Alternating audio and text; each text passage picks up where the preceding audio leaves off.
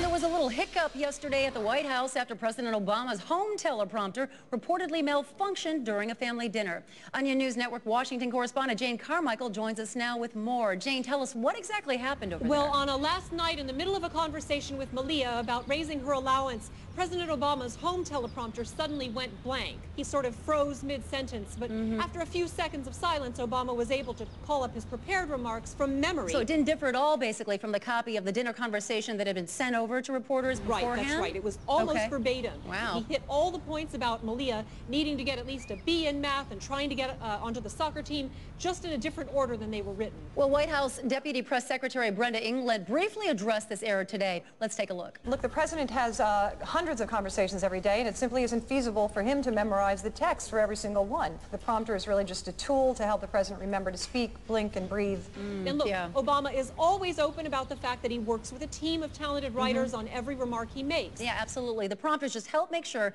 he doesn't say the wrong thing at any point ever. Exactly. He would write his conversations himself, but he's just too busy. He's the president. He does make sure, though, to look over and edit any asides or offhand remarks he didn't personally script, though. Of course. You know, Jane, it seems like the president has gotten better at using the teleprompter since the campaign. Yes, we all remember that horrible pumpkin patch incident before the election when the wind blew the prompter over in the middle of picking pumpkins with the girls. That's right, causing Obama to fumble around awkwardly, drop the pumpkin he was holding, and refer to Sasha as Jennifer. And there was the caps lock incident. Oh, yes. Obama nearly shouted himself hoarse over the course of that speech. And there were various mix-ups where teleprompter operators displayed the wrong lines. Once it caused him to say, "I played a little basketball myself in high school," after sampling a piece of Cape Cod saltwater taffy. Boy, the GOP had a field day with that one. Obama was furious about it. He had his staff put a long, angry rant into the teleprompter for him to scream at them. I remember that. But, you know, also, Jane, we should point out that Obama's not the first president to use scripted interactions. No. Ronald Reagan was known for using cue cards, for instance. Yes, exactly right. And, of course, Joe Biden is known for reading his remarks off his arm where he's written them in magic marker. Exactly, right.